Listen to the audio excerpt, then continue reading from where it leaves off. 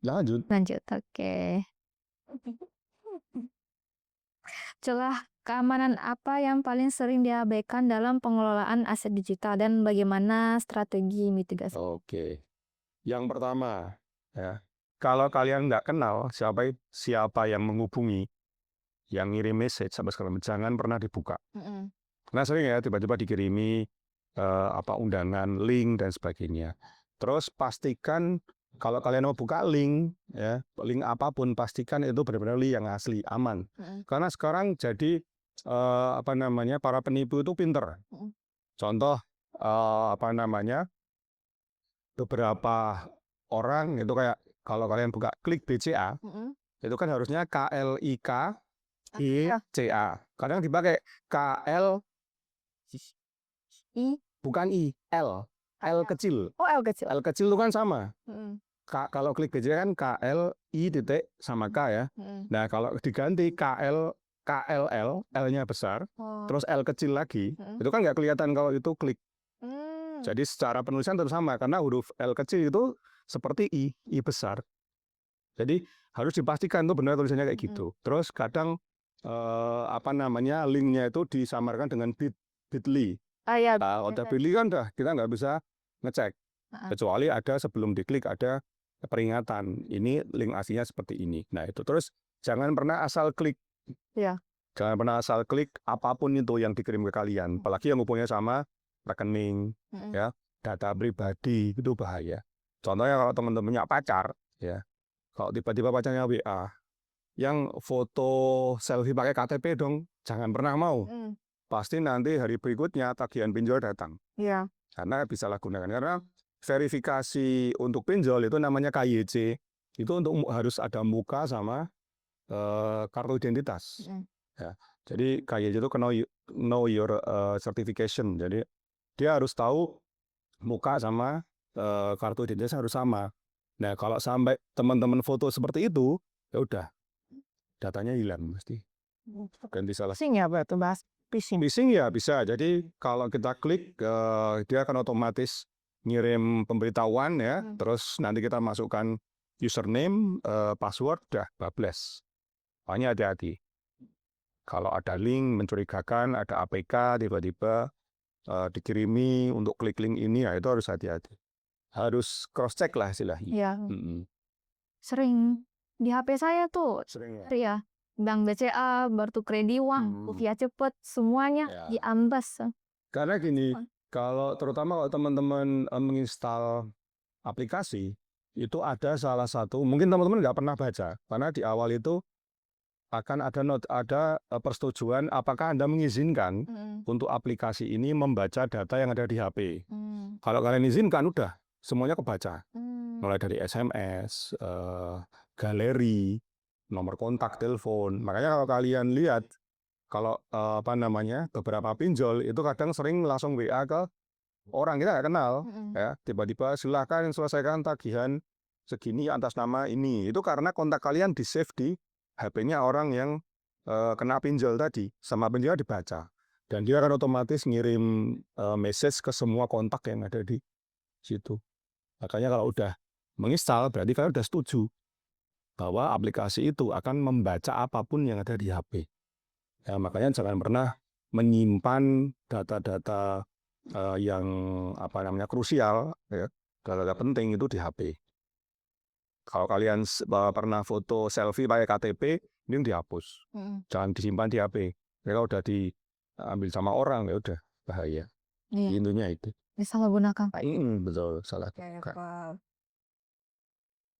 Ngeri ya tuh. Ngeri, ngaruh banget. Ya, betul. Kena mental, ntar pada akhirnya tiba-tiba bunuh diri.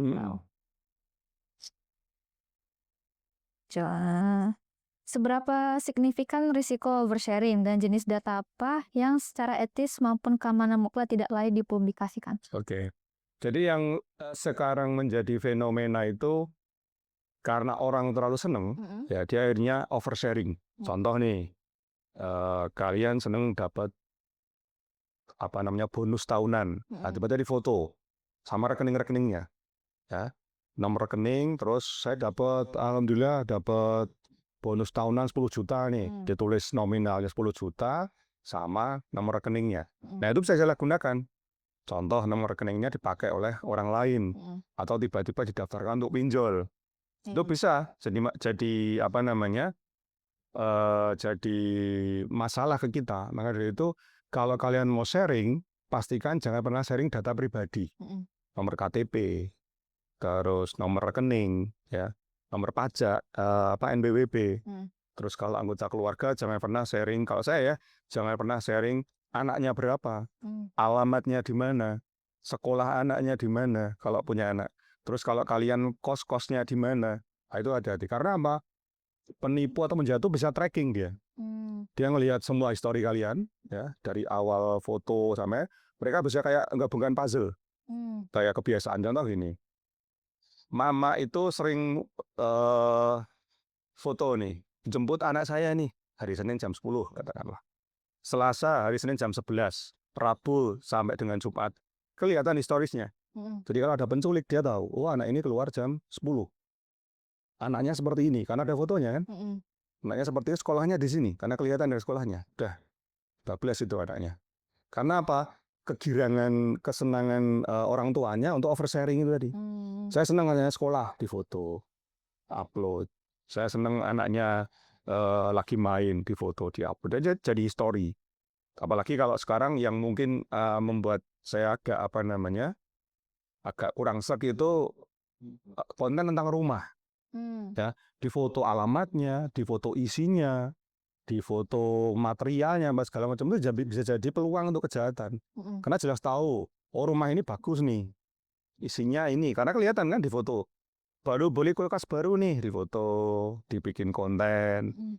terus dia bisa lihat alamatnya, ada bisa jadi sumber nanti untuk pencurian. Hmm. Ya, walaupun orang yang bikin konten itu pengennya sharing biasa gitu ya, tapi karena hal itu apa namanya terlalu banyak data, ya, jadi bisa disalahgunakan oleh penjahat. Makanya hati-hati kalau oversharing. Jadi semisal ini kan ada ya jenis akun, ada akun publik sama akun private ya. Jadi kalau misalkan kita ada akun private tuh masih bisa diretas ya Pak? Ya gini, semua akun ya karena itu punya orang lain. Kita kan numpang ya kalau kalau bikin akun itu kan numpang di platform lain. Itu pasti bisa diretas apapun itu. Karena di dunia digital itu nggak ada yang aman apapun itu. Walaupun udah di privat, walaupun kalian punya foto udah dihapus, itu tetap bisa di restore. Hmm.